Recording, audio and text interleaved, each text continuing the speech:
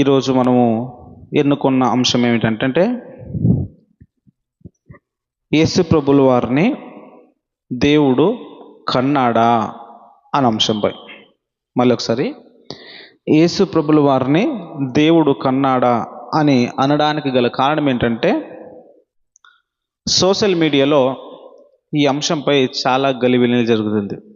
ఎవరిపైన గలిబిలి జరుగుతుంది, ఎవరి మధ్యన గలిబిలి జరుగుతుందంటే దేవుని కుమారులుగా క్రైస్తవులుగా ఉన్న వారి మధ్యనే ఒకరికి ఒకరు విభేదించుకుంటున్న ఒక అంశం ఇది. ఒకరేమో యేసుప్రభు పరలోకంలో పుట్టాడని, లేదు యేసుప్రభు వారు నిత్యుడు అని గలిబిలి జరుగుతుంది. నేను పుట్టాను. ఎప్పుడు పుట్టాడు? సృష్టి పుట్టక మునుపు పుట్టాడు. ఎక్కడ పుట్టాడు? పరలోకం పుట్టాడు. ఎక్కడ పుట్టాడు? పరలోకం. యేసు పుట్టక ముందు పరలోకం లేదు. పరలోకం పుట్టింది ఎప్పుడు తెలుసా? యేసు పుట్టిన తరువాత. చాలా మందికి తెలియదండి. డైరెక్టర్ గారు ఎప్పుడో చెప్పారు ఇవన్నీ, ఎవరికి ఎక్కవు. డైరెక్టర్ గారు ఎప్పుడో చెప్పారు ఇవన్నీ, ఎవరికి ఎక్కవు. యేసు ముందు పరలోకం లేదు. స్వర్గము, హెవెన్ అంటారు చూసారు, ఇవి లేవు. డాడీ, నేను ప్రాణం ఇస్తాను. లేక లేక లేక లేక లేక లేక కోట్ల మంది దేవదూతల సమక్షంలో ఆయన మొదటి కొడుకును కన్నాడు. ఆయనే క్రీస్తు యేసు. పరలోకంలో పుట్టాడు యేసుక్రీస్తు. దేవదూతల సమక్షంలో ఆయన మొదటి కొడుకును కన్నాడు. ఆయనే క్రీస్తు యేసు.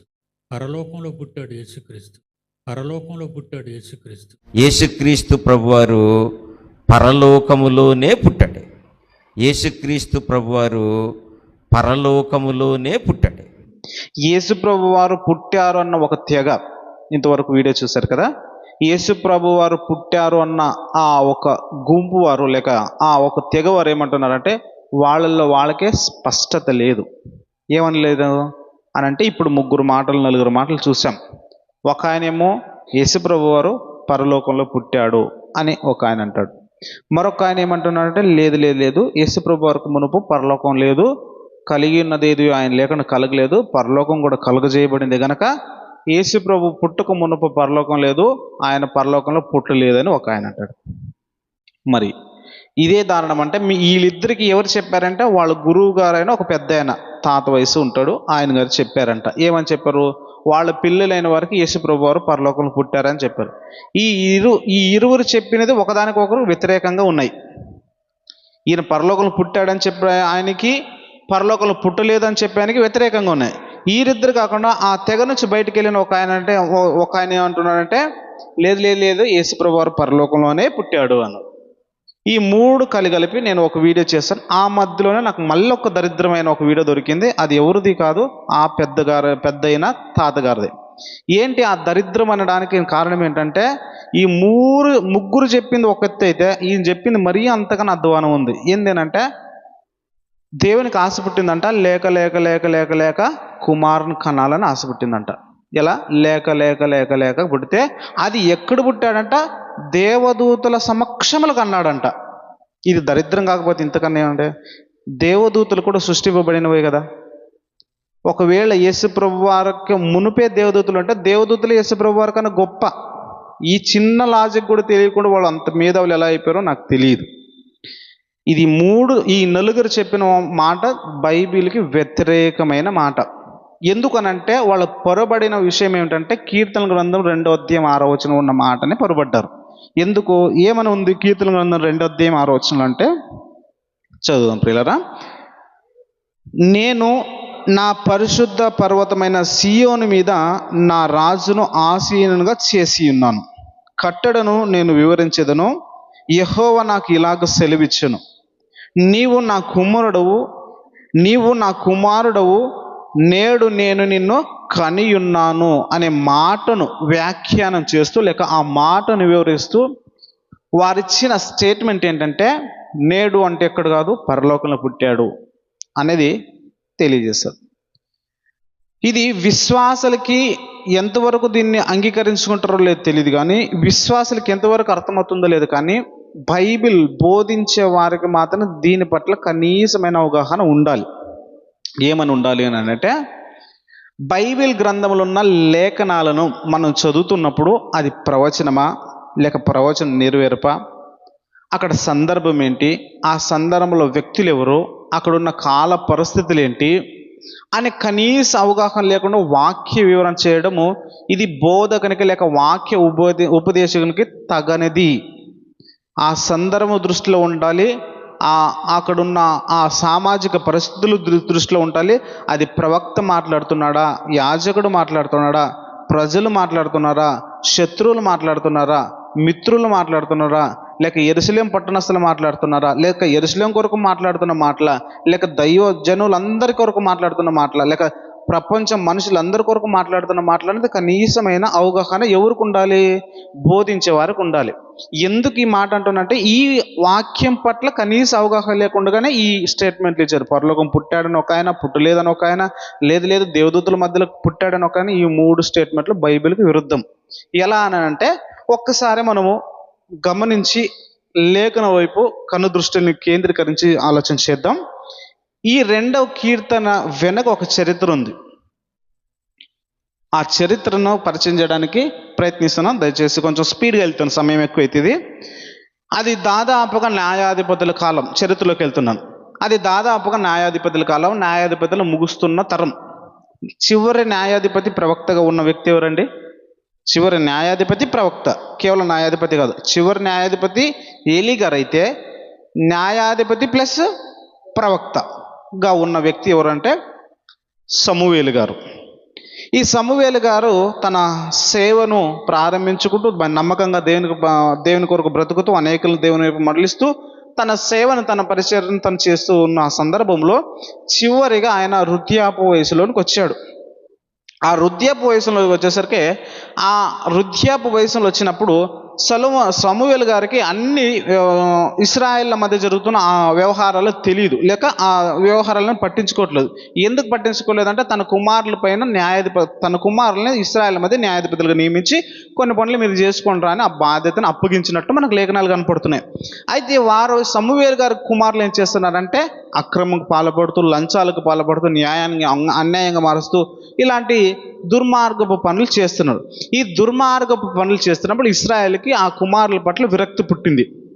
ఆ కుమారుల పట్ల విరక్తి పుట్టి ఇశ్రాయేల్లో ఏం చేశారంటే, నీవు ఎలాగైతే ముసలివాడు అయిపోయావు, నీవు ఇంకా రేపో మాపో పోతాయా, నీ కుమారుల పట్ల నీ కుమారులకి కూడా ఆ న్యాయాధిపతి హోదనుగునిస్తే మమ్మల్ని చీల్చి చెండాడతారు, లేక మమ్మల్ని అన్యాయంగా నడిపిస్తారు, మాకు నీ కుమారులు వద్దు, మాకు ఒక రాజు కావాలి అని కోరుకున్నారు. ఎవరి ప్రకారం, ఎవరి ఇష్టానుసారంగా కావాలంట ఒకసారి చూద్దాం. లేఖను సమూయేలు గ్రంథము, మొదటి సమూయేలు గ్రంథం 8వ అధ్యాయం. మొదటి సమూయేలు గ్రంథం 8వ అధ్యాయం 5 వచనం చదువుకుందాం ప్రియులారా. మొదటి సమూయేలు గ్రంథం 8వ అధ్యాయం 5 వచనం. దయచేసి ఎవరైనా స్పీడ్గా చదవండి. సమయం మనకు చాలా తక్కువ ఉంది, ఎక్కువ మా విషయాలు మాట్లాడుకోవాలి. కొంచెం సమయం అటు ఇటు కానీ కొంచెం ఓర్చుకోండి. చిత్తగించము, నీవు వృద్ధుడవు. ఎవరి గురించి మాట్లాడుతారు? ఇశ్రాయేల్ వచ్చి సమూయేలు గారితో మాట్లాడుతున్నారు. చిత్తగించము, నీవు వృద్ధుడువు, నీ కుమారులని నీ ప్రవర్తన వంటి ప్రవర్తన గలవారు కారు గనుక సకల జనుల మర్యాద చొప్పున మాకు ఒక రాజు నియమించము అని అన్నాడు. ఏమన్నారు? నీ ప్రవర్తన అంటే నీ అంత మంచి నీ కుమారులు కాదు, మాకు మీ కుమారుల పట్ల మాకు నమ్మకం లేదు కనుక సకల జనాలు మర్యాద ఏముంది, ఒక రాజుగా నియమించుకున్నారు. అలాంటి రాజు మాకు కూడా కావాలి, నీ కుమారులు మాకు అవసరం లేదన్నప్పుడు సరే అని జరుగుతుంది.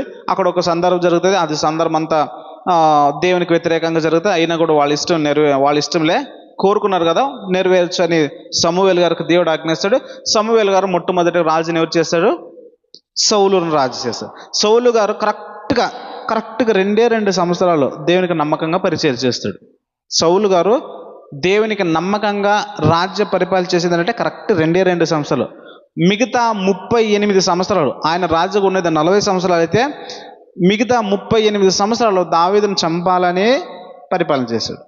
అర్థమైంది ప్రియులారా? దావీదు గారిని చంపడానికే 38 సంవత్సరాలు పరిపాలన చేశాడు. కేవలం 2 సంవత్సరాలు దేవునికి నమ్మకంగా పరిచయం. ఇప్పుడు సౌలు గారు చచ్చిపోయే కాలం ఏర్పడింది. సౌలు గారు చచ్చిపోయినప్పుడు దా దేవుడు ఇశ్రాయేలీలు కోరుకున్న మనుషుల ప్రకారం కోరుకున్న రాజు సౌలు గారు అయితే, ఇశ్రాయేలు కొరకు దేవుడు కోరుకున్న రాజు ఎవరు? దావీదు గారు. నా ఇష్టానుసారుడు, నాకు నమ్మకంగా ఉంటాడు, విశ్వాసంగా ఉంటాడు, భక్తిగా ఉంటాడు, నన్ను చెప్పిన మాట వింటాడు, విధేయుడిగా ఉంటాడని దేవుడు ఏర్పరచుకున్న రాజు. దేవుడు ఏర్పరచుకున్న రాజు ఎవరంటే దావీదు గారు. ఆ రాజుని తీసుకుని ఎక్కడ రాజుగా చేశారంట? ఇశ్రాయేలు దేశం పైన, రైటా? ఆ ఇశ్రాయేల్ దేశం మీద రాజుగా చేశారంట. మళ్ళీ చదువుకుందాం, ఒకసారి చూద్దాం. 2వ కీర్తన గ్రంథం 2వ కీర్తన 6-7 వచ్చినారు. నేను నా పరిశుద్ధ పర్వతమైన సీయోను మీద నా రాజును ఆసీనునిగా చేసి ఉన్నాను. దావీదు గారిని, ఈ గొర్రెలు కాసుకున్న ఈ దావీదు గారిని సింహాసనం పైన ఎక్కడ చేశారంట? పరిశుద్ధ పర్వతం అంట. పరిశుద్ధ పర్వతం అంటే ఏంటి కాదు, ఇశ్రాయేలు పట్టణము, యెరూషలేము పట్టణం, ఇశ్రాయేల్ దేశము, యెరూషలేము పట్టణము. ఇశ్రాయేల్ పట్టణమే లేక ఇశ్రాయేల్ దేశమే పరిశుద్ధ పర్వతం అనడానికి కొన్ని రెఫరెన్స్ లేఖనాల్లో కొన్ని చూద్దాం. జకర్యా గ్రంథము 8:3 వచ్చిన త్వరగా. యెహోవా సెలవిచ్చినది ఏమనగా, నేను సీయోనొద్దకు మరలా వచ్చి యెరూషలేములో నివాసం చేతును, సత్యమును అనుసరించు పురుమనియు సైన్యములకు అధిపతి యెహోవా యెహోవా పర్వతము పరిశుద్ధ పర్వతం అని పేరు పెట్టబడెను. యెహోవా పరిశుద్ధ పర్వతం ఏది అంటే యెరూషలేము పట్టణం. యెరూషలేముకి వచ్చి మళ్ళా నివాసం చేస్తానన్న ఒక మాట. మళ్ళీ ఇంకొక మాట చూసుకుందాం. యెషయా గ్రంథము 27వ అధ్యాయము 13 వచనం. 27:13. ఆ దినమున పెద్ద బూర ఊదబడును, అశ్షూరు దేశములో నశింప సిద్ధమైన వారు ఐగుప్తు దేశములో వెలివేయబడిన వారు వచ్చుదురు. యెరూషలేములో ఉన్న పరిశుద్ధ పర్వతమైన యెహోవాకు నమస్కారము చేసేదము. యెరూషలేములో ఉన్న పరిశుద్ధ పర్వతము యెహోవాకు నమస్కారం అంటే, పరిశుద్ధ పర్వతం అంటే ఏంది కాదు, ఇశ్రాయేల్ దేశము, ఇశ్రాయేల్ పట్టణం, యెరూషలేము పట్టణాన్ని పరిశుద్ధ పర్వతం అని చేశారు. ఈ పరిశుద్ధ పట్టణం పైన రాజును ఆసీనుడిగా చేసి ఉన్నాను అంటారు.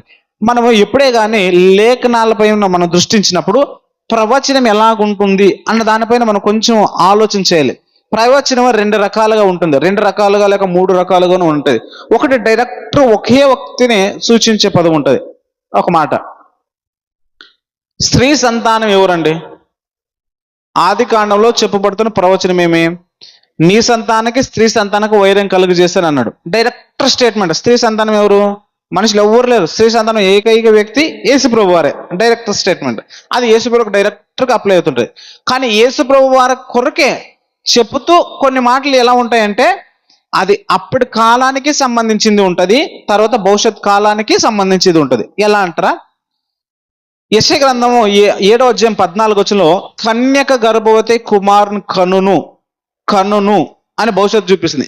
ఆ కన్యక గర్భవతి కుమారుని కను అంటే, ఆ కన్యక ఎవరు అని అంటే మనం మళ్ళీ యెషయా గ్రంథంలోనే వెతికితే ఆ కన్యక ఎవరు కాదు, యెషయా గారి భార్య అని మనకు తేలుతుంది. అక్కడ యెషయా గారి భార్య కన్యక, యెషయా గారికి పుట్టిన కుమారుడే అక్కడ చెప్పబడిన పురుషుడు లేక శిశువు అని మనకు కనపడుతుంది, రైటా? అలాగే యెషయా గ్రంథం 9వ అధ్యాయం 6వ వచనం, ఎలా అనగా మీకు శిశువు పుట్టును అంటే భవిష్యత్తు, పుట్టెను అంటే ఆల్రెడీ జరిగిపోయింది. అయితే అది యేసుప్రభు వారికి సంబంధించిన మాట. అలాగే ఉజ్జియా గారికో ఎవరికో ఒక రాజుకు, నేను కరెక్ట్గా మర్చిపోయాను, ఒక రాజుకి సంబంధించిన మాట. అంటే ఇక్కడ ప్రవచనం ఎలా ఉంటుందంటే, ఒకే మాట చెబుతూ 2 ముఖాలుగా, ఒకే 2 అర్థాలుగా, 2 వ్యక్తిత్వాలకి లేక 2 కాలాలకి సూచనగా ప్రవచనాలు ఉంటాయి. ఇది 2వ కీర్తన గ్రంథము. అది తాత్కాలికంగా దావీదు గారిలో నెరవేరింది. ఒకటి ఏంటి అని అంటే, ఆయన పరిశుద్ధ పర్వతం పైన రాజుగా ఆసీనుడిగా చేసి ఉన్నాడు. ఇది భవిష్యత్తులో యేసు ప్రభు వరకు కూడా నెరవేరుతుంది. కన్నడం అంటే ఏంటో మనకి ఇప్పుడు అర్థం కావాలి, రైటా? ఇప్పుడు భవిష్యత్తులో ఏంటి అది నెరవేరుతారంటే, మనము కీర్తన గ్రంథం 2వ అధ్యాయం 1 నుంచి చదువుకుంటుంటాం ప్రియులారా.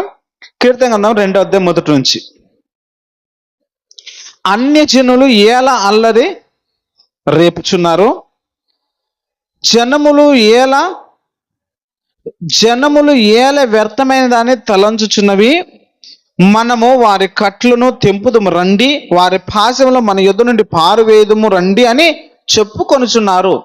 ఏమంటున్నాడు దావీదు గారు ఇక్కడ రాస్తూ, అన్య జనులు అల్లరి రేపుతున్నారు, వాళ్ళు వ్యర్థమైన దాన్ని తొలగించుతున్నారు.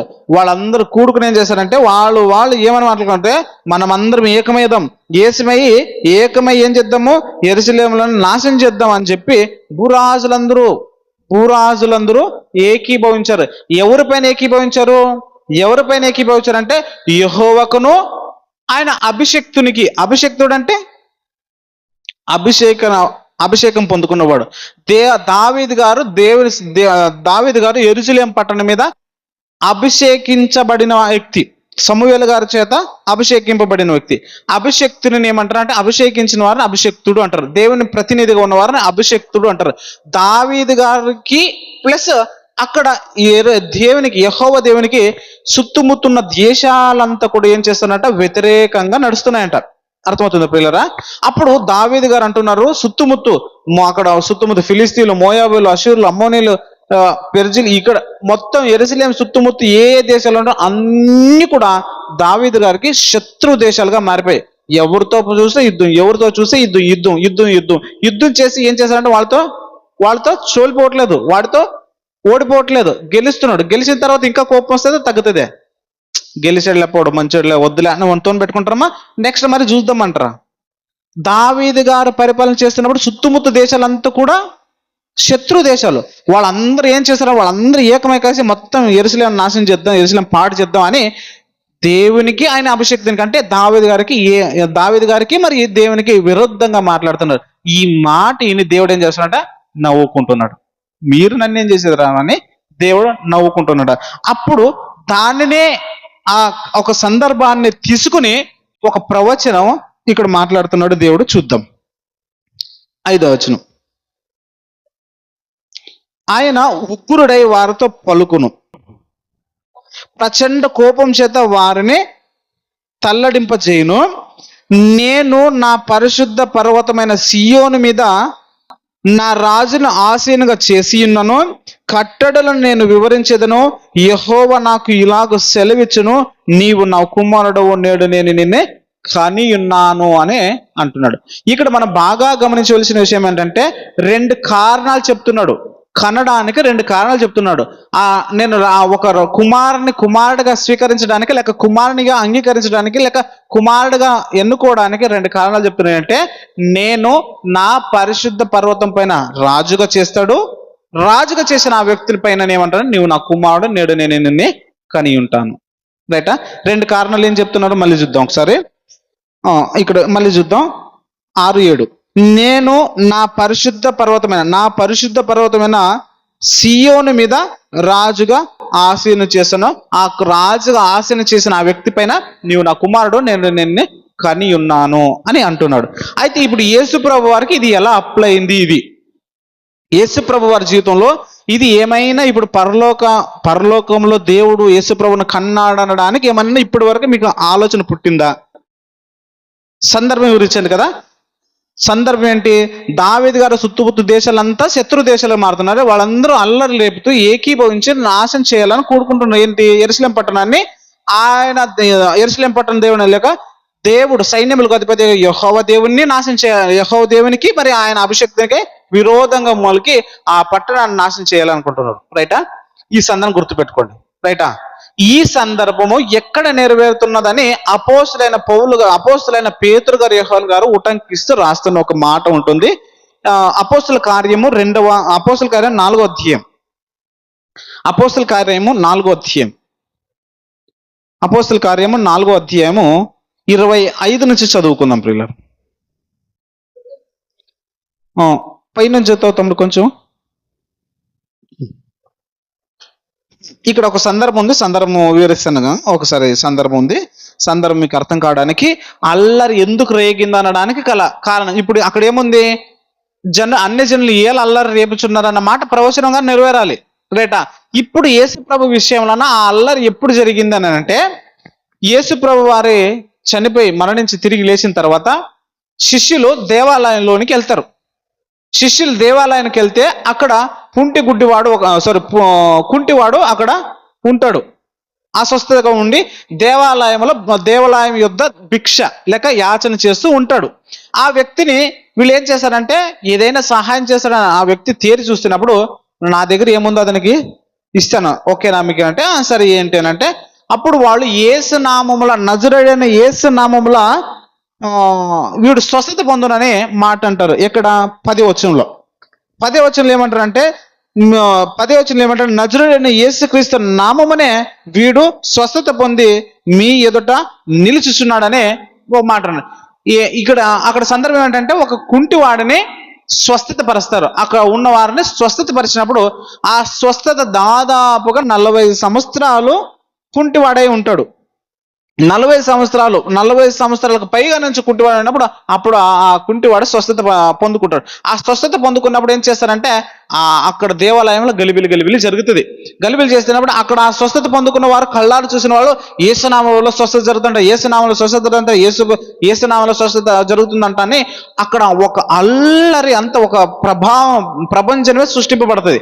ఆ సృష్టింపబడినప్పుడు అక్కడ పరిపాలన పైన ఒత్తిడి పెరుగుతుంది. అప్పుడు పరిపాలన పైన ఒత్తిడి పెరిగినప్పుడు ఈ కార్యం చేసిన వారు ఎవరు అనే తేరి చూసినప్పుడు ఆ కార్యం చేసిన పేతురు గారు యోహాను గారు చేశారంటే వాళ్ళిద్దరు పట్టుకుని వచ్చి ఏం చేశారంటే బందీ చేశారు. అంటే జైలుకి వేస్తారు అనుకోండి, జైలుకి వేస్తారు లేక పట్టుకుంటారు. ఖైదీలు పట్టుకుని వాళ్ళని పట్టుకుని వాళ్ళని న్యాయవిచారణ చేసినప్పుడు వాళ్ళు అంటారు, మీ మాట వినడు కంటే దేవుని మాట వినవా, మీ మాట వినడు గొప్ప మంచిదా అని అంటే, సరే మా కన్నవాడని విన్నవాడని మేము చెప్పుకుని మా వినేకమని అంటారు. వాళ్ళు ఏం చేస్తారంటే, మీరు యేసు నామమున పైన ఇప్పుడు ఇంకెప్పుడు కూడా ఆ మాటను ఉచ్చరించకూడదు, మీరు దానిని ఏం చేయకూడదు, పలకకూడదని 17వ వచనం చదువుదాం తమ్ముడు.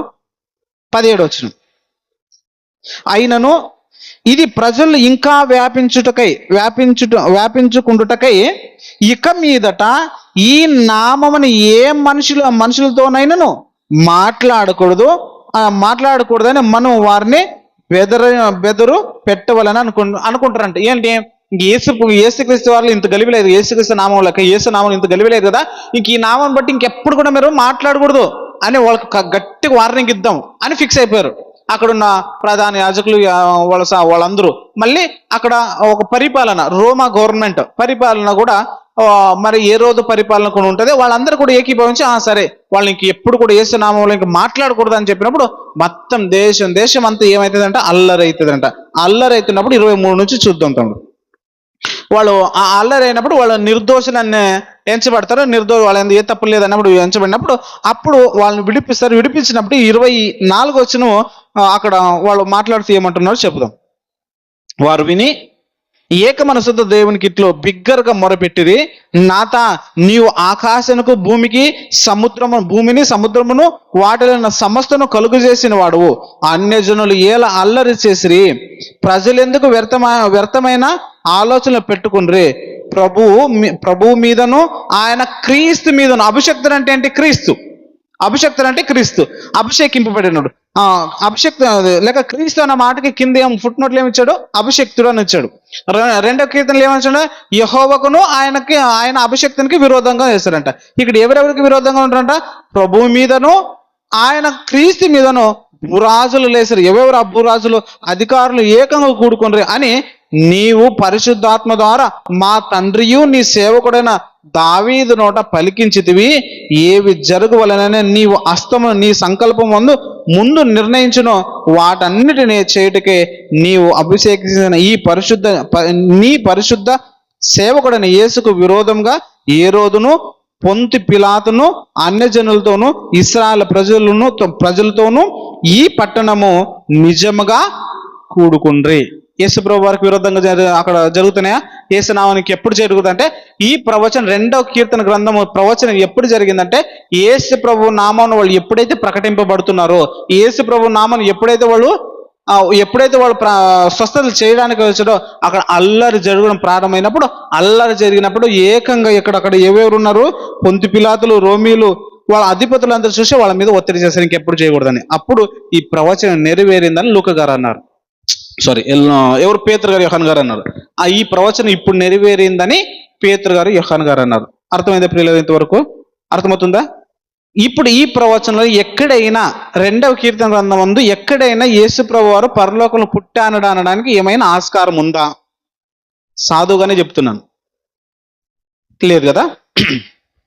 అయితే యేసుప్రభు వారిని రాజుకి ఎప్పుడు నియమించాడు? దేవుడు యేసుప్రభు వారిని రాజుకి ఎప్పుడు నియమించాడు అంటే అపోస్తల కార్యగ్రంథము 2వ అధ్యాయము 26 నుంచి కంటిన్యూగా చదువుకుంటే మనకు సందర్భం అవుతుంది. మనకు టైం లేదు కనుక డైరెక్ట్గా 36 వచనం చదువుకున్న ప్రియులరా. 36, మీరు సిలువ వేసిన ఈ యేసునే దేవుడు ప్రభువుగాను క్రీస్తుగాను నియమించాడు. ఇది ఇశ్రాయేలు వంశమంది రూఢిగా తెలుసుకోవాలి. మీరు సిలువ వేసిన ఈ యేసునే దేవుడు ప్రభువుగాను క్రీస్తుగాను అభిషక్తిని గాను నియమించాడా. ఇది ఇశ్రాయేలు అందరూ తెలుసుకోవాలి. మీకు రాజు పరిపాలన, రాజు ఎవరంటే యేసుక్రీస్తు, నజరేయుడైన యేసుక్రీస్తే మీకు రాజు. అది దేవుడు నియమించాడా అని ఇశ్రాయేలు అందరూ రూఢిగా తెలుసుకోవాలని పేతురు గారు ప్రసంగిస్తున్నారు. ఎప్పుడు ఇశ్రాయేలు మీద ఆయన రాజుగారు అంటే సిలువ వేసిన తర్వాత, ఆయన పునరుద్ధానుడైన తర్వాత, పెంతెకోస్తు పండుగ దినమున ఆయన రాజ్య స్థాపన 3000 మందితో ప్రారంభమవుతుంది ప్రియులరా. అర్థమవుతుందా ప్రియులరా? 3000 మందితోనే రాజ్య పరిపాలన ప్రారంభించినప్పుడు ఆ రాజు మీద ఆసీనుడుగా ఉన్న వాని పైన ఆ రాజ్యం మీద ఆసీనుడుగా ఉన్న ఆయనకి దేవుడు అంటున్నాడు, నీవు నా కుమారుడు, నేడు నేను నిన్ను కనియున్నాను అంటాడు. కనియున్నాను అని అంటే అర్థం ఏంటంటే మన గర్భం నుంచి పుట్టాడని భావన కాదు. అలాంటి చెప్పారంటే వాక్య విరుద్ధమైన స్టేట్మెంటే తప్ప బైబిల్కి సంబంధించిన మాట కాదు. దేవుని గర్భం నుండి ఏ మనిషి కూడా పుట్టలేదు, యేసు ప్రభు వారు కూడా పుట్టలేదు. ఎక్కడ యేసు ప్రభువును కన్నాడు అనడానికి కన్నాడు, నీవు నా కుమారుడు, నేడు నేను కని ఉన్నాను అంటే అర్థం ఏంటంటే దేవుని రాజ్యం పైన సింహాసన ఆసీనుడై రాజ్య పరిపాలన చేసి రాజ్య బాధ్యతను అప్పగించుకుని, లేక రాజ్య బాధ్యతను పరిపాలించేటప్పుడే రాజ్య వారసత్వంలోనే నేడు నేను నిన్ను కని ఉన్నాను అంటాడు. దీనికి కూడా ఒక ప్రవచనం ఉంది. దానియేలు గ్రంథంలో ఒక ప్రవచనం ఉంది. 7వ అధ్యాయం 14 వచనం ప్రియులారా.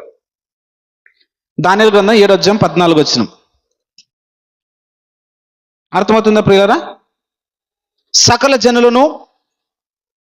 జనులను రాష్ట్రాలను ఆయా భాషలు మాట్లాడేవారును ఆయనను సేవించినట్లు ప్రభుత్వమును మహిమను ఆధిపత్యము ఆయనకి ఇయ్యబడెను. ఆయన ప్రభుత్వము శాశ్వతమైనది, అది ఎన్నటికి తొలగిపోదు. ఆయన రాజ్యం ఎల్లప్పుడూ లయము కాదు. ఈ రాజు శాశ్వతమైన రాజు. ఈ రాజు ఎప్పుడుగా ఉంటాడంటే శాశ్వతంగా ఉంటాడు. ఆయన రాజునికి ఎప్పుడు కూడా అంతం లేదు. ఈయన భవిష్యత్తులో వస్తాడు రాజు. ఈయనకి ఏమొస్తుంది? ప్రభుత్వము, ఆధిపత్యము సర్వం ఆయన చేతికి అప్పగింపబడతాయి. ఆయన రాజానికి ఎన్నటికీ ఇంకా నాశనం ఉండదు.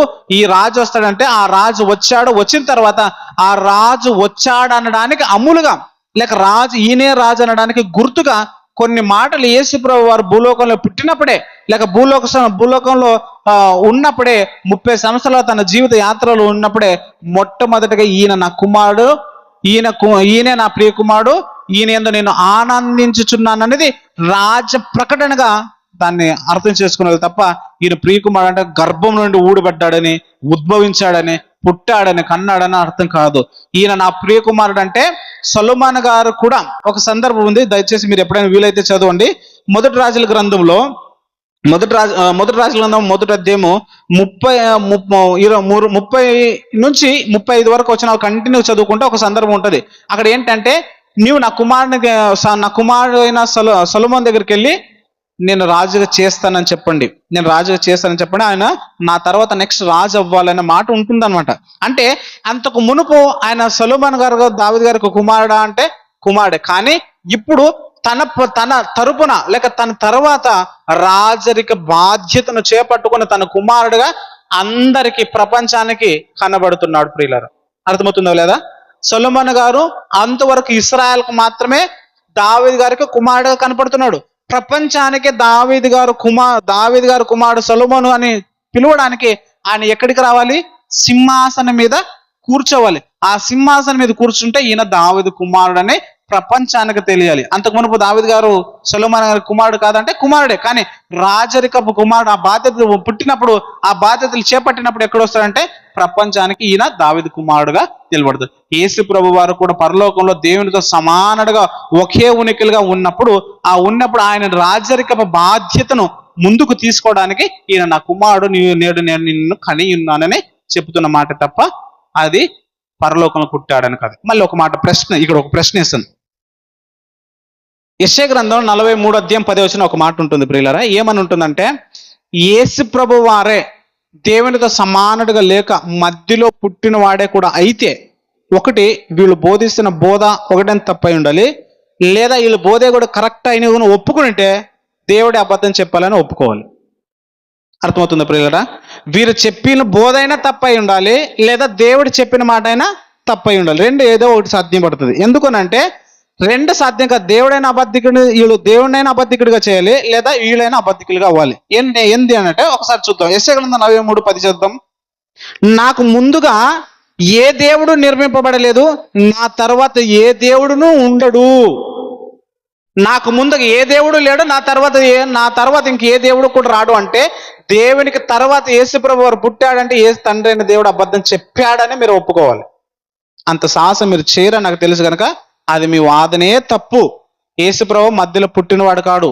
ఆయన దేవుని తర్వాత ఏ దేవుడు నిర్మింపబడలేడు. ఆయన ఎప్పుడైతే తండ్రి అయిన దేవుడు ఎప్పుడైతే ఉనికిలో ఉన్నాడో యేసు ప్రభు వారు కూడా అప్పటి నుంచే ఉనికిలో ఉన్నాడు. ఎందుకంటే దేవుడు అబద్ధం ఆడటకు ఆయన నరుడు కాడు. అబద్ధం ఆడ జాలని దేవుడు అని తీతు పత్రికలో ఉంటది. ఆయన అబద్ధం ఎప్పుడు చెప్పుడు. నా తర్వాత ఏ దేవుడు కూడా నిర్మింపబడలేదంటే మీరు పుట్టాడు అంటే నిర్మింపబడ్డారు.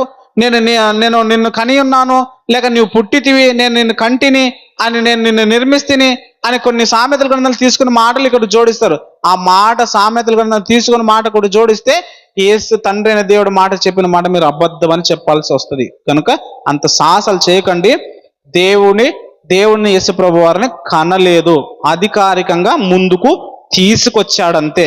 సొలొమోను గారు ఎలాగైతే దావీదు గారికి కుమారుడుగా ఇశ్రాయేలుకి అప్పుడున్న ప్రజలకు మాత్రమే తెలుసు, ప్రపంచానికి తెలియాలంటే రాజరికం పైన కూర్చోవాలి. ఇది ఒకటి. తర్వాత అయితే ఇప్పుడు యేసు ప్రభు వారు దేవునికి కుమారుడికి ఎప్పుడు నిరూపింపబడ్డాడు? ఈయనే దేవుని కుమారుడు, ఈయనే దేవుని కుమారుడు అని ఎప్పుడు నిరూపింపబడ్డాడు అని అంటే రోమిలకు రాసిన పత్రిక 1వ అధ్యాయం 5వ వచనం చదువుతాం ప్రియులరా. కలిసి ఉంటాయి కొన్ని వచనాలు. రోమిలకు రాసిన పత్రిక మొబైల్ చూస్తే 5వ వచనం డైరెక్టర్ కనపడుతుంది. 4 నుంచి 7 వచనాలు కలుస్తాయి.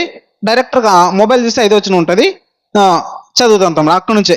యేసుక్రీస్తు శరీరం బట్టి దావీదు సంతానముగాను మృతులలో నుండి పునరుద్ధానైనందున పరిశుద్ధ ఆత్మను బట్టి దేవుని కుమారుడిగా ప్రభావంతో నిరూపింపబడిన ఈయనే దేవుని కుమారుడని బల్లగుతో చెప్పింది ఎప్పుడంటే ఆయన శరీరధారిగా ఉన్న దినముల్లో మరణించి తిరిగి లేచి పునరుద్ధానుడై తండ్రి కుడిపార్శ్వన చేరినప్పుడు ఈయన దేవుని కుమారుడని ప్రభావంతో నిరూపింపబడింది. ఈయన రాజసింహాసనం పైన రాజుగా ఉన్న దేవుని కుమారుడని నిరూపింపబడింది. దీన్ని అర్థం చేసుకోక పరలోకంలో కన్నాడు అని వాక్య విరుద్ధమైన స్టేట్మెంట్ చేస్తున్నారు. వీడు ఎంత పెద్ద జ్ఞానులు అనుకుని చెప్పుకున్నా వాక్యానికి మించిన జ్ఞానవంతుడు ఎవడు లేడు. ఇది వాక్యం చెబుతున్న సత్యం. అయితే నెక్స్ట్ ఆ రాజ సింహాసనమైన పునరుద్ధానుడైన తర్వాత ఏం జరిగింది? యేసు ప్రభువు విషయంలో ఏం జరిగింది అని అంటే అప్పుడు ఒక లేఖనం చూద్దాం ప్రియులరా. పునరుద్ధానమైన తర్వాత ఏం జరిగింది? ఆయన రాజరిక బాధ్యతలు ఎలా తీసుకున్నాడు, ఎలా చేదొక్కించుకున్నాడు అనడానికి హెబ్రీయులకు రాసిన పత్రిక 1వ అధ్యాయం 5 నుంచి చదువుకుందాం ప్రియులరా. హెబ్రీయులకు రాసిన పత్రిక 1వ అధ్యాయం 5 నుంచి లేక 4 నుంచి చివరి మాటలు చదువుదాం. 4 నుంచి చదువుదాం. 4 లేక 3 నుంచి.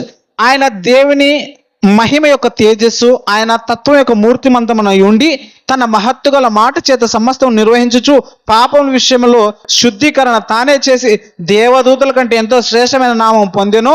వారి కంటే అంత శ్రేష్ఠుడై ఉన్నత లోకమందు మహామగుడకు దేవుని కుడిపార్శ్వన కూర్చున్నాడు. ఎప్పుడు ఆయన ఎప్పుడు మహామగుడు కుడిపార్శ్వన కూర్చున్నాడంటే ఆయన పునరుద్ధానుడైన తర్వాత సింహాసనం మీద కూర్చునడం అంటే ఏంటంటే రాజరికపాన్ని బాధ్యతలు చేపట్టుకోవడం, ఆ రాజ్య పరిపాలన చేయడం. మహామగుడు దేవుని కుడిపార్శ్వం కూర్చుండెను. అప్పుడు దేవుడు అంటున్నాడు, ఏమంటున్నాడంటే, నీవు నా కుమారుడు నేడు నేను నిన్ను కని ఉన్నాననియు, ఇదియుగాక నేను అతనికి తండ్రినే ఇందును, ఆయన నాకు కుమారుడయ్యుందునని ఈ దేవదూతలతో కూడా ఎప్పుడు కూడా చెప్పలేదు.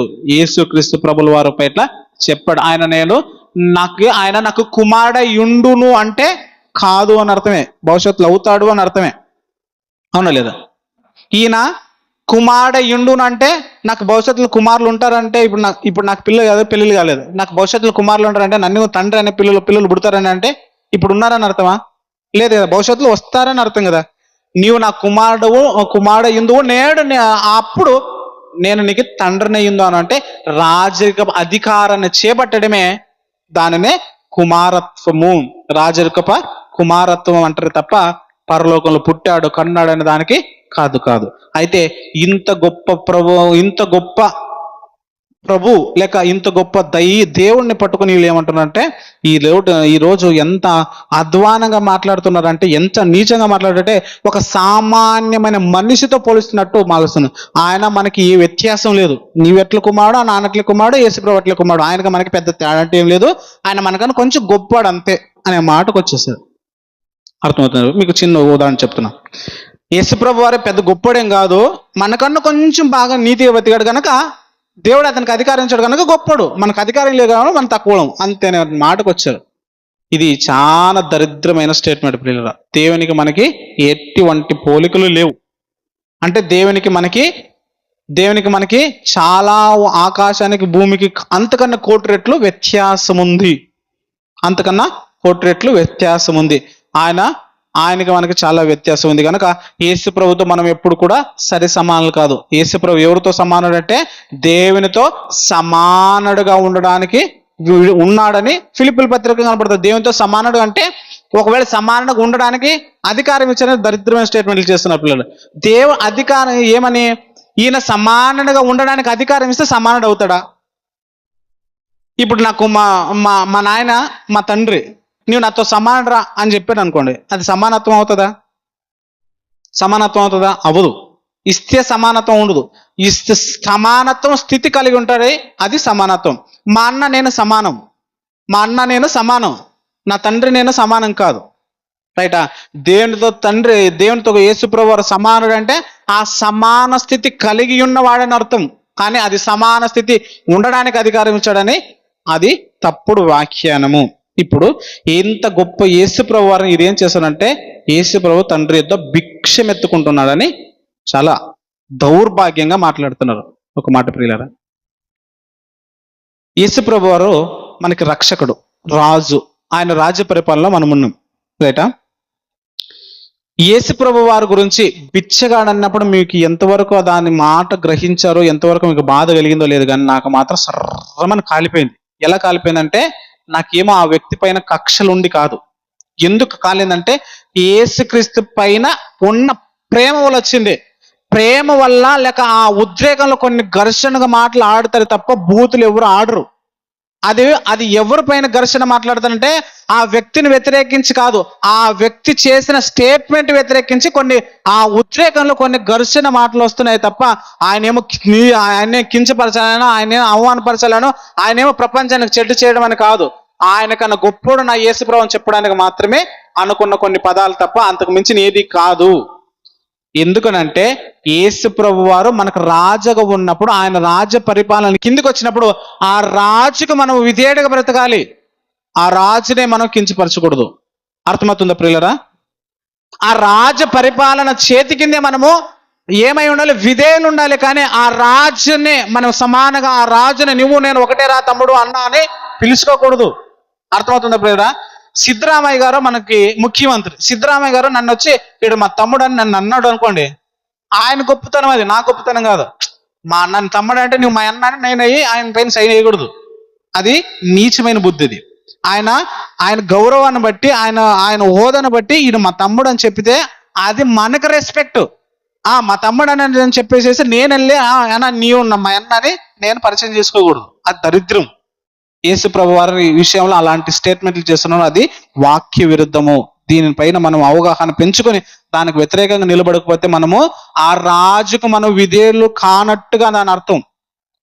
యేసు ప్రభు వారి గురించి సోషల్ మీడియాలో ఇన్ని అఘోరమైన మాటలు మాట్లాడుతున్నప్పుడు ఆయన చీమ కుట్టినంత కూడా మీకు ఆయన పట్ల ప్రేమ, విశ్వాస, నమ్మకము, ఆయన పట్ల విధేయత, ఆయన పైన నమ్మకం ఉంటే ఆయన అన్నప్పుడు మీకు రోషం కలిగి ఉండాలి. ఎందుకనంటే ఆ రాజుకి ఒక సైనికుడిగా మనం మారాలి తప్ప ఆ రాజుకి మనం వెన్నుపోటు పొడిచేవారు. చూడ, నేను యుద్ధం చేయాలి తప్ప నేను వచ్చి సుఖంగా పండుకోకూడదు, నేను నా రాజు ఆజ్ఞకు లోబడి బ్రతకాలి అని ఆయన ఎంత విధేయుడిగా బ్రతికాడంటే దావీదు గారు చెప్పిన మాటను ఆయన లేఖనలు ఏమి రాశాడని కూడా తెలిసి చదువుకుండా అంత నమ్మకంగా వెళ్ళి యుద్ధం చేశాడు.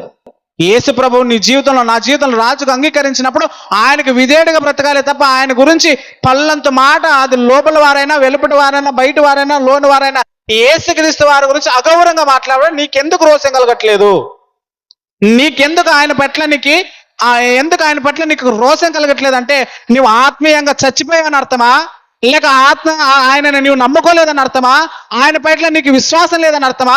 ఏంటి? యేసు ప్రభు వారి గురించి ప్రపంచంలో సోషల్ మీడియా అంతా యేసు ప్రభు వారిని మన జీవితంలో రాజుగా ఆహ్వానించాము. ఏమని రాజుగా ఆహ్వానించమనంటే, నువ్వే నా రాజువు, నీ రాజ్య పరిపాలన ఉందా, నేను నమ్మకంగా బ్రతకాలని ఆశపడి బాప్తిజంలో పాత జీవితాన్ని సమాధి చేసి నీ కొరకే బ్రతుకుతాను, నా జీవితం అంతా, శేష జీవితం అంతా నీ కొరకేనే ప్రమాణపూర్వకంగా బాప్తిజం తీసుకుంటే ఆ రాజు పైన ఈ రోజు క్రైస్తవ సంఘాల్లో లేక క్రైస్తవ నాయకులు కానీ పిలువబడుతున్న, క్రైస్తవ బోధకులు కానీ పిలువబడుతున్న వారే ఆయన పైన నిందలేస్తూ ఆయన పైన దుమ్మెత్తి మారుతుంటే, ఆయన నీవు సమాధి చేయబడినప్పుడు దేవుని కొరకు లేక క్రీస్తు కొరకు బ్రతుకుతానని ఆ మాట ఇచ్చిన మాట అబద్ధమా, లేక నువ్వు ఆత్మీయంగా చచ్చిపోయావా? అర్థమవుతుంది ప్రియులరా? నువ్వు ఆత్మీయంగా చచ్చిపోతున్నాయి తప్ప ఆయన పట్ల అగౌరవంగా మాట్లాడుతున్న వ్యక్తులని నువ్వు విమర్శించకుండా ఉండు. విమర్శ అగౌరవంగా కాకుండా, విమర్శ వారిని ఎత్తి తూలనకుండా, బూతులు కాకుండా వాక్యంగా ఖండించడం ఎటువంటి పరిస్థితులు కూడా తప్పు కాదు. వాక్యాన్ని ఎత్తి చూపించుతా ఇది తప్పు, ఆయన ఎంత పెద్ద బోధకుడైనా ఇది తప్పు స్టేట్మెంట్ చేశాడని చెప్పడం తప్పు కాదు. అది బైబిల్ ఇస్తున్న పర్మిషను. ఖండించమని, వాక్యంతో బుద్ధి చెప్పమని, హెచ్చరించమని బైబిలే అనుమతిస్తుంది. ఆయన ఎంత పెద్ద సేవకుడైనా వాక్యానికి వ్యతిరేకంగా చెప్తే వ్యతిరేకమే. అయితే మీరు ఒక మాట అనొచ్చు, ఆయనకు తెలియని జ్ఞానం నీకు తెలుసా అంటే తెలుసు అని ఎందుకు అని అంటానంటే, ఒక చిన్న ఉదాహరణ చెప్తా, మీ అందరికి అర్థం కావడానికి ఒక చిన్న ఉదాహరణ చెప్తా. నేను వచ్చి మా ఫ్రెండ్స్, నేను చదువుకున్నవాడిని కదా, మా ఫ్రెండ్స్ కూడా చదువుకున్నవారు, వాళ్ళకి పొలం పనులు తెలియవు. అర్థమవుతుందా? పొలం పనులు లేదు. నేను మా ఫ్రెండ్స్ దగ్గర ఏం చేస్తే బిల్డప్ ఇస్తాను, నాకు పొలం పనులు అన్ని వచ్చు రా అంట. అన్ని వచ్చు, నాగేళ్ళు నన్ను కొడితే ఎవరు కొట్టరు చూడని నేను బిల్డప్ ఇస్తున్నాను. ఆ బిల్డప్ ఇస్తూ నేను ఆ పొలంలో దున్ని ఎద్దులు పట్టుకొని నాగేడు కడుతున్నాను. మా ఫ్రెండ్ చూసి ఏమరా ఎలా కడుతున్నావు కదా, నిజంగా కడుస్తా కదా అని వాడు ఏం ఉప్పొంగుతున్నాడు, లేక వాడు ఆనందపడుతున్నాడు నా ఫ్రెండ్కి వస్తుందని. దాన్ని ఒక రైతు వచ్చి ఏం చేస్తాడు, అది ఆదర కట్టేదా అని చెప్తాడు. ఎందుకు అంటే దాని పట్ల ఆయనకి పట్టుంది. నీ చేసేది అది సాలని అట్టుకు పోదురా, తప్పు దక్కుతాడో అట్లా కాదు, నువ్వు వేసిన అదేమంటారు గంటు తప్పు, ఆ ఎద్దులు కట్టేది తప్పు, ఆ విధానం తప్పు, నేను తోలే విధానం కాదని ఎవరు దాని పట్ల అవగాహన ఉన్న వ్యక్తి చెప్తాడు. రైటా? నేనేమో బిల్డప్, నా ఫ్రెండ్స్ నన్ను వస్తారని చెప్తాం. అది దాదని ఎవరికి గుర్తవుతుంది? ఆల్రెడీ దాన్ని చేసిన వాళ్ళకి తెలుస్తుంది. రైటా? ఇప్పుడు ఆయన ఇప్పుడు నేటి తరంలో మేమే జ్ఞానవంతులను బోధిస్తున్నారు, బోధ తప్పనడానికి నాకు కొద్దో గొప్ప వాక్యం ఎలా చెప్తుంది, ఏముందో వాక్యాలను కనీస అవగాహన ఉంది కనుకనే వాళ్ళు వాక్య వ్యతిరేకంగా చెప్తున్నారని చెప్తున్నాను, అంతే తప్ప వాళ్ళ బిల్డప్ కోసం మాకు మించిన జ్ఞానం వలన వాళ్ళు బిల్డప్ చెప్పుకుంటున్నారు. అది నన్ను ఎలాగైతే మా ఫ్రెండ్స్ బిల్డప్ చెప్పుకుంటున్నాను వస్తుందనే, అలాగే ప్రతి విషయం వాళ్ళు చెప్పిన ప్రతి విషయం వాక్య విరుద్ధం అని చెప్పట్లేదు. వాళ్ళు చెప్తున్న కొన్ని బోధనలు మాత్రమే వాక్యానికి వ్యతిరేకంగా, ఏదైతే వాక్య విరుద్ధంగానో అది మాత్రం వాక్య విరుద్ధం అని చెప్తున్నాం. వాళ్ళు యేసు ప్రభువుని ఎంత ఘనంగా ఎంచారో దాన్ని కూడా మేము హర్షిస్తున్నాం, సంతోషిస్తున్నాం. ఒకప్పుడు గొప్పడని చెప్పి ఒక్కొప్పుడు నీచుడని చెప్పేంత దౌర్భాగ్యపు స్థితికి మనం వెళ్ళకూడదు. ఒకప్పుడు గొప్పడని చెప్తే దినదినము యేసు ప్రభు వారి విషయంలో మన ప్రేమను, మన విశ్వాసాన్ని, మన నమ్మకాన్ని మనం ఇంకా పెంచుకునే స్థాయికి వెళ్ళగానే దించుకునే స్థాయికి ఎప్పుడు వెళ్ళకూడదు ప్రియులారా. యేసు ప్రభువుకు మించిన నాయకుడు ఎవరు లేరు, యేసు ప్రభువుకు మించిన భక్తుడు ఎవరు లేరు, యేసు ప్రభువుకు మించిన నమ్మకమైన కుమారుడు ఎవరు లేరు. ఆయన అంత సీన్ ఈ ప్రపంచంలో ఎవరికి లేదు గనక మన జీవితాల్లో యేసుక్రీస్తును మన జీవితంలో ముద్ర వేసుకొని ఆయనే నా రాజు అని, ఆ రాజుకు వ్యతిరేకమైన ఏదైనా ఎవరైనా వెలుపల వారైనా లోని వారైనా మాట్లాడితే దాన్ని ఖండించడానికి సిద్ధముగా ఉండాలి. అది క్రీస్తు సైనికుల యొక్క లక్షణము. యేసుక్రీస్తు వారిని నమ్ముకుంటామనడానికి రుజువు అది. అలాంటి మాటలే లేక అలాంటి స్వభావమే కలగకుండా నా అసలు కట్టి ఇరగకూడదు, పాన్ సాగకూడదు అని మనం విశ్వాసాన్ని కలిగి ఉంటే మనకి మీరెవరు నాకు తెలియదు, మీరు ఎన్నటికీ నాకు తెలియదని యేసు ప్రభు మనలను రిజెక్ట్ చేసే పరిస్థితి ఉంది, మనలను అవమానపరిచి ఉంటుంది. కనుక నమ్మకమైన క్రీస్తుకు సేవకులుగా, నమ్మకమైన క్రీస్తుకు సైనికులుగా, నమ్మకమైన క్రీస్తుకు విశ్వాసులుగా, నమ్మకమైన క్రీస్తుకు భక్తులుగా బ్రతకాలని మిమ్మల్ని నన్ను హెచ్చరిస్తున్న ప్రియుల. అలాంటి నమ్మకాన్ని మనము యేసు ప్రభు మనల్ని ప్రేమించి తన ప్రాణాన్ని పెట్టి మనకు రాజుగా ఆయన వ్యవహరిస్తున్నాడు. నా కొరకు ప్రాణం పెట్టిన రాజు కొరకు నేను ప్రాణం పెట్టి పోయేంత వరకు నమ్మకంగా బ్రతకాలన్న ఆశతోనే మన విశ్వాస జీవితాన్ని కాపాడుకోవాలి, నడుచుకోవాలి ప్రియుల. అలాంటి జీవితంలో మీరు నేను ఉండాలని ప్రభుపేట మిమ్మల్ని అందరూ కోరుతూ ఈ నా మాటలు ముగిస్తాను. ఇంతవరకు ఓపిక విన్న మీ అందరికీ ప్రభుపేట శుభములు తెలియజేస్తూ మాటలు ముగిస్తున్నాం.